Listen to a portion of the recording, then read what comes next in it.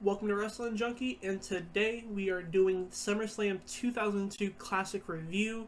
Now, this one, before going into it, we kind of looked at for like what was the most popular, what was like the unanimous like best SummerSlam out there, and this was kind of the one that was number one for most lists. So this is the one we're gonna do today.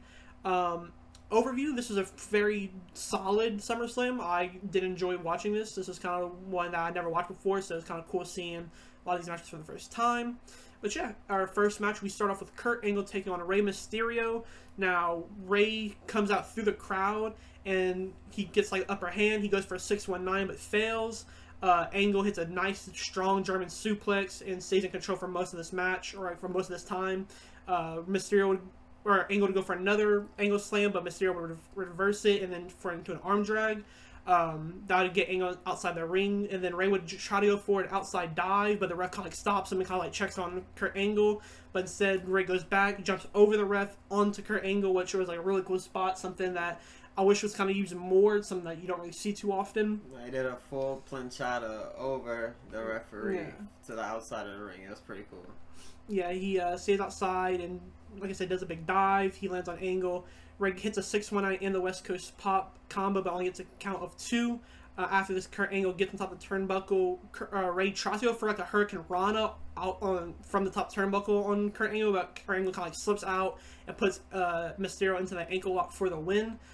This match is really good. This is honestly one of my favorite, probably my second favorite, if not my favorite match of the night.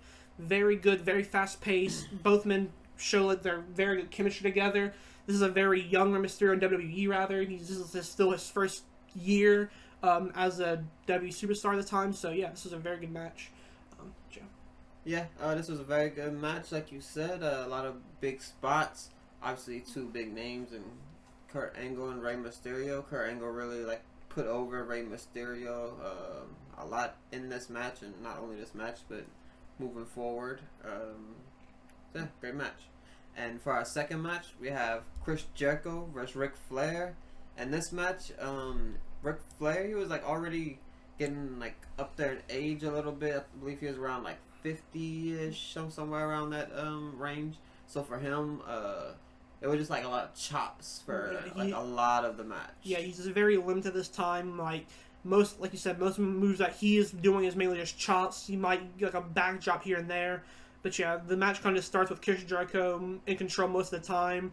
At one point, he goes for a dive to the outside, but drops Flair face first after removing the padding of the barricade, which I feel like they don't put padding on the barricades anymore. At least they don't make it obvious that it's able to remove it, stuff like that, which I think is something that is more an older venue, or older things they use around the ring and stuff like that.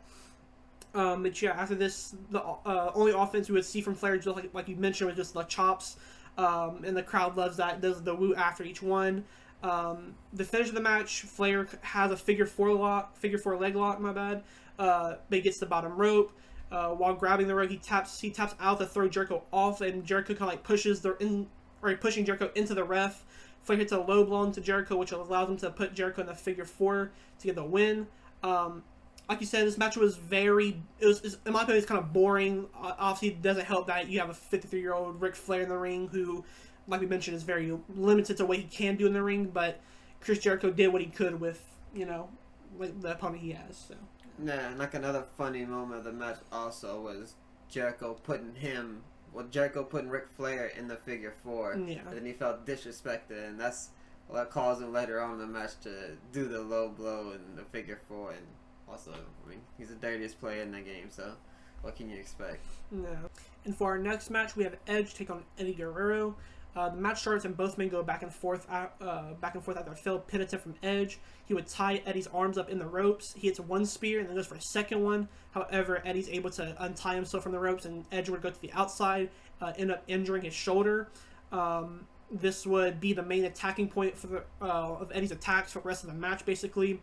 Eddie would be in control, like I said, for most of this match, putting Edge in arm bars and chokeholds. Edge would seem to be getting back in the match at times, but Eddie would continue to focus on the injured shoulder and maintain the advantage.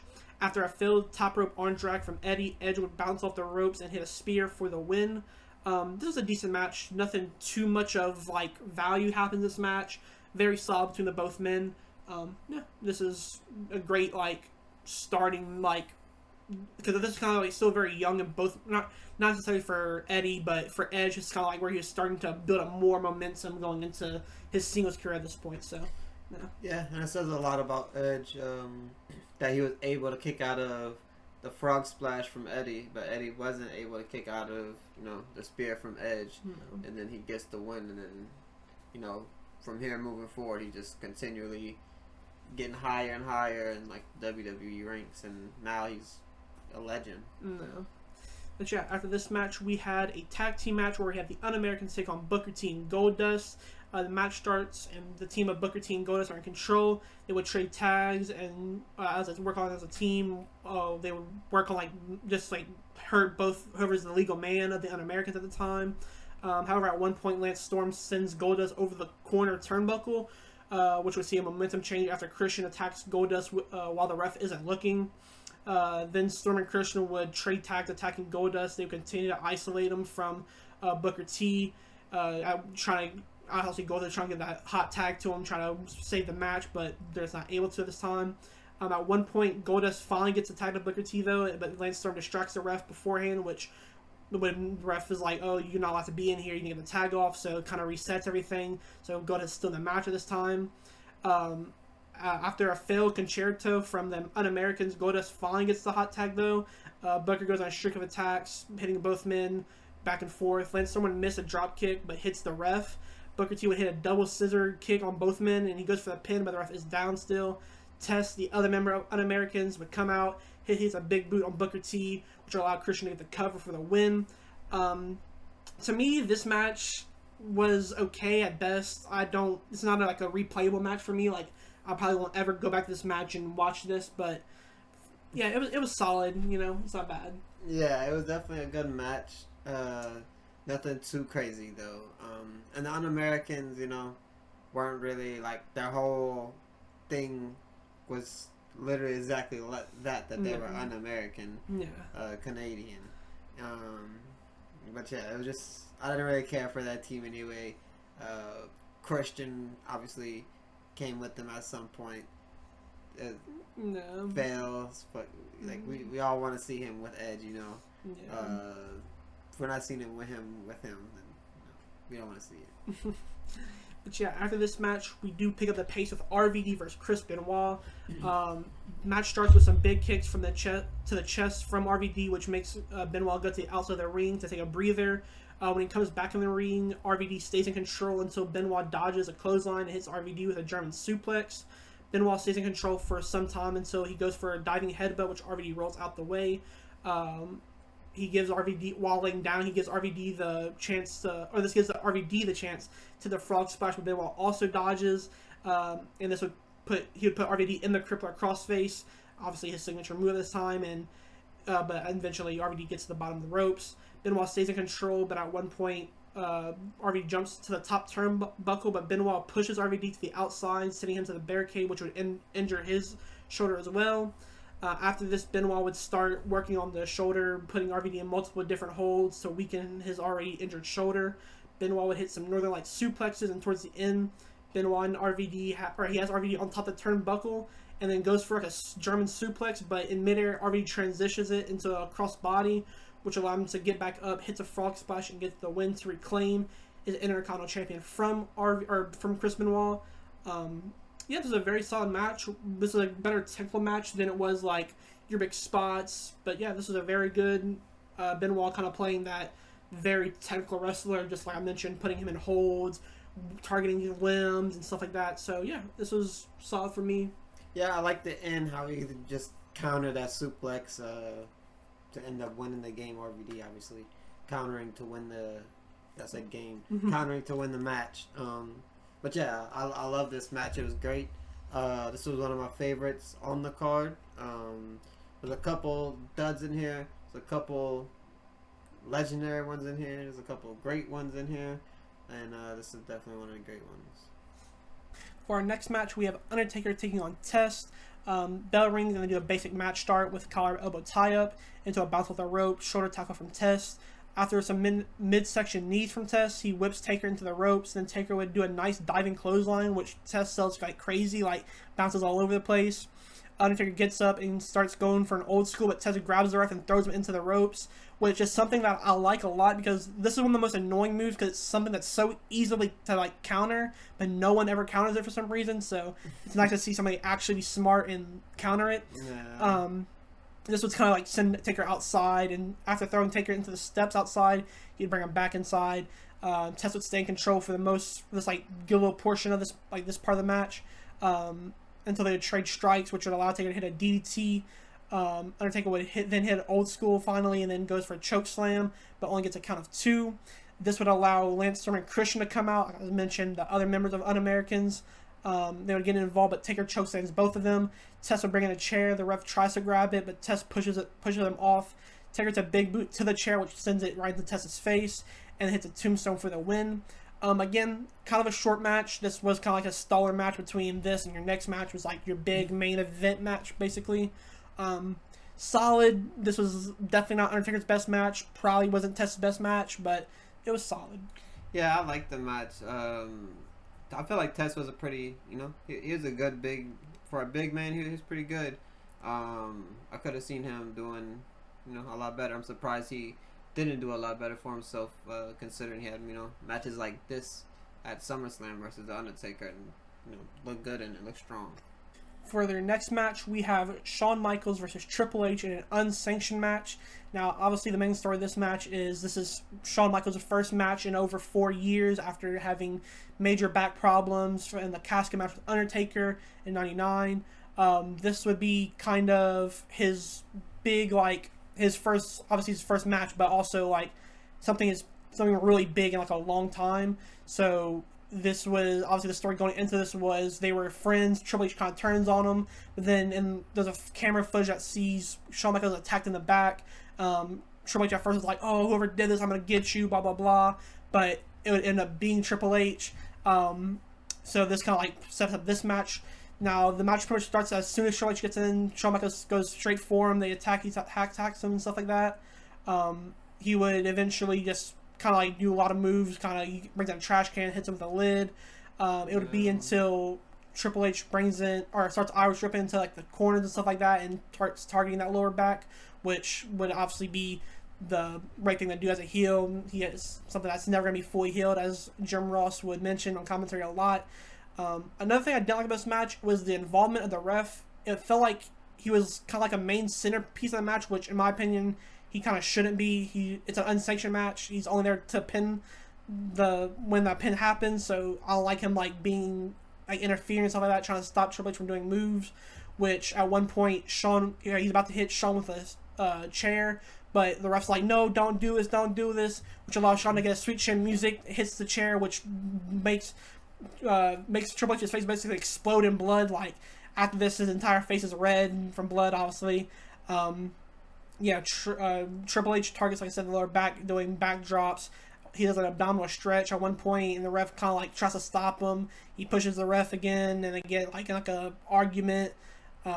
When Shawn tries to go up top for, I think, elbow drop, I think he was going for, but Triple H pushes the ref into the ropes, sending Shawn down.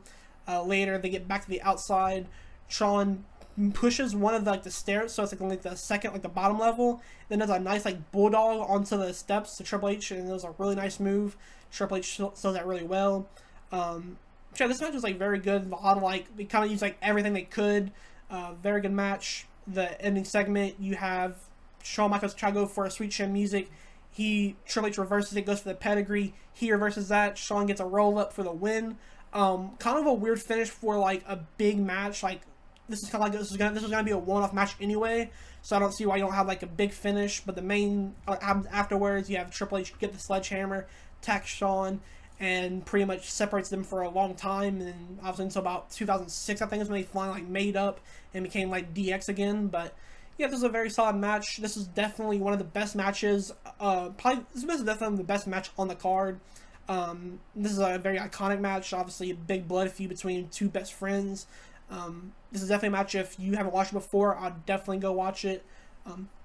Yeah, this is one of the best matches of all time, in my opinion. I just love watching this one. I'm obviously old enough to have been able to watch it, uh, in person, like live on TV when it came out. Um, but yeah, it was just a crazy moment. I mean, and you asked the question earlier why they didn't have like a big finish. My answer, assuming at least, I don't obviously know WWE's official answer, but I'm assuming it'd be because they wanted to keep building up Triple H, so they didn't want to have him get pinned. So they let him get like a little sneaky win, and they kind of continue on a little bit longer after that if they want and get cool or whatever. But yeah, they probably want to keep building him up because obviously Triple H during 2002 is peak Triple H. This is his reign of terror, like winning belts pretty much left and right and stuff like that. But yeah, this was a very good match. Definitely a match you should go watch if you haven't already. And if you haven't watched it in a long time, go rewatch it. But yeah, on to the main event. Now for our main event, we have The Rock, the undisputed champion at the time, taking on Brock Lesnar, the up-and-coming strong powerhouse that is wrecking everybody in WWE at this time. The match starts, Lesnar just dominates the entire match with very strong moves, kind of just putting him in holds, gets him in bear hugs, kind of takes him to the mat, just stuff like that. Obviously using that amateur background, which Taz would mention on commentary a lot during this time. The Rock goes for the sharpshooter. Lesnar or Paul Heyman would get involved, kind of like distracting the ref. Rock gets up, hits Heyman. And during this time, it was very known that Rock was kind of slowly drifting away from WWE and kind of going. He was just starting making his way into Hollywood, which the crowd hated at this time. And every time Rock would get offense in, the crowd would just boo the hell out of him. Just anytime Brock would do a big move, cheers out the like going crazy for Brock. Jeez, it's so hard to get both their names right. So my bad if I misspeak, but.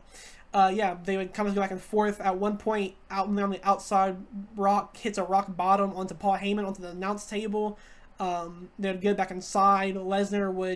They would try to like trade moves for a little while. At one point, Brock would hit the rock bottom on Rock, which Taz called the Brock bottom, which is something that I'm glad he never did again because that would be a terrible move. But yeah, you're pretty much similar to the last match. You had a reversal from one guy's finisher into the reversal to another guy's finisher, back into the reversal to somebody else's finisher for the win, which in this case it was Rock going for a rock bottom, but then Brock would counter it, hits an F5 for the win to become the youngest world champion in WWE history for a few years.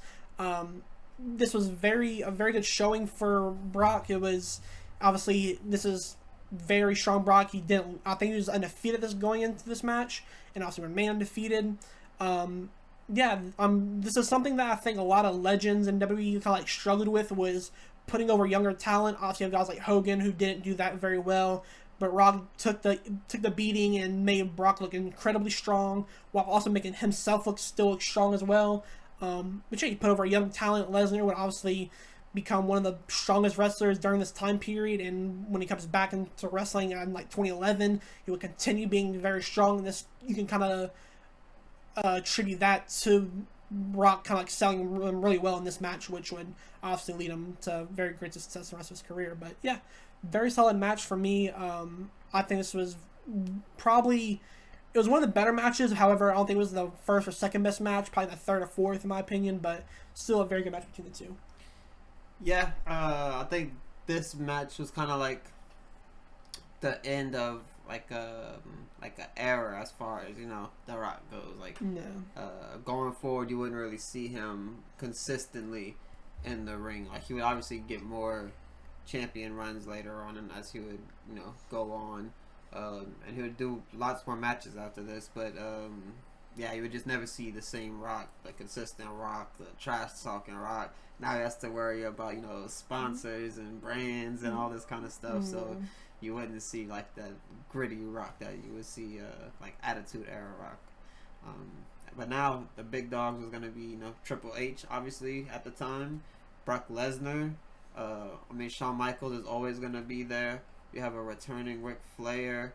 That just returned not too long before this, and yeah, so it's like the new people are coming in. Obviously, sooner or later, John Cena would show up, and that's kind of like this era the 2002 era. Yeah, a lot of your old school legends were kind of finally fading away more, and then you have this new breed, like you mentioned, Brock Lesnar, Randy Orton coming in at this time. John Cena already made his debut. Rey Mysterio made his WWE debut. So you have a lot of, like you said, younger stars coming in and making their way into the mainstream side of WWE. But yeah, this was a very good SummerSlam, one that I'm definitely glad I watched, because this is probably one I wouldn't have watched on my own, but I'm glad I did. Yeah, this is a very good. The only real dull match that I would say is the tag team match between the Un-Americans and Booker T and Goldust, and probably the Ric Flair and Chris Jericho match. Definitely the two weakest matches in my opinion. Every other match is very solid to very good. Favorite match probably being the Undertaker match between Shawn Michaels and Triple H. Yeah, that'd be my favorite match too. And I would say the weakest match would be the tag team one, just because at least the Ric Flair one, you know, it was Ric Flair and Chris Jericho, and yeah, it has this, like, that was what Ric Flair did anyway. You know what I mean? No. He was gonna chop you anyway. He was gonna put you in a figure four anyway. He was gonna do some sort of dirty move during the match. So, you know, he met all the requirements of a Ric Flair match, even at that age. Could have been better, obviously, but yeah, at least I had like a story behind it and everything as well. But yeah, that was SummerSlam 2002 Classic Review. If you made it this far, thank you for watching. Let us know what you guys think about the pay-per-view. Let us know if you like seeing these classic reviews, and we'll probably keep doing them if you do. But yeah, make sure to like and subscribe, and see you guys in the next video.